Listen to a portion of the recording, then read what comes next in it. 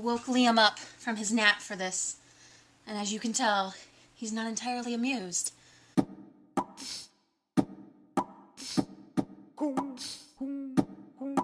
Hey everybody, it is Monday, and here is Liam. He's really out of it right now. He's like, what's going on? He was dead asleep on the couch, but I had to get him because this week's topic is about our pets. It comes from Nancy, and she wants us to introduce our pets and tell everyone about them, the history of them. As you can tell, he's ready to leave.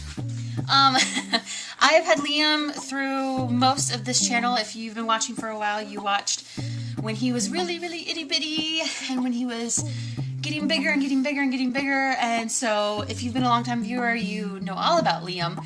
But I got Liam... He's licking himself now.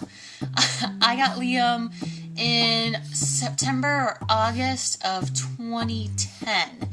And I knew that I wanted to get a cat because I wanted a pet, and I didn't want to get a dog because I wasn't going to be home enough for it because my schedule was always really crazy. So I decided on a cat, went on Craigslist just to see what was out there, and saw the most adorable picture of this cat, that one, and had to have him. So I drove to this lady's house in the middle of nowhere in Nashville and got him and brought him home.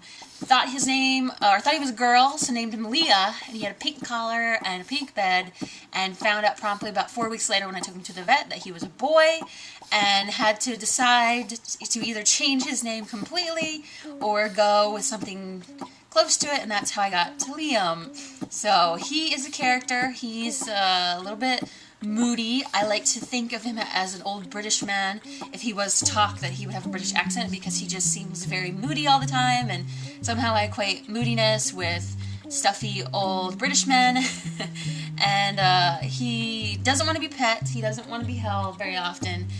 He wants to be near you, but it has to be on his terms and his terms only. So when I come home from work, he usually shows up at the door and is like, no, no, and rubs up against me. But within 10 to 15 seconds, he is done with that. He also does not wear a collar anymore, and that is because of this video.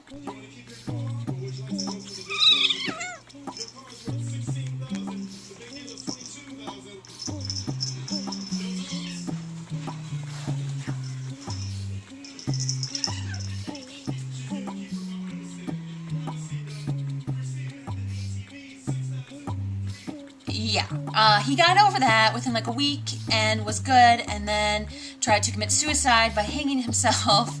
And he had one of those like snap-off collars, so he kept snapping it off, and eventually I put one on that didn't snap, and he tried to hook it and snap, and I ended up having to save him by cutting the collar off of him. So we don't do collars anymore. He gets his way, and he gets to do whatever he wants, but that also means that he's not allowed to go outside ever in his entire life. There's a trade-off. So that is Liam.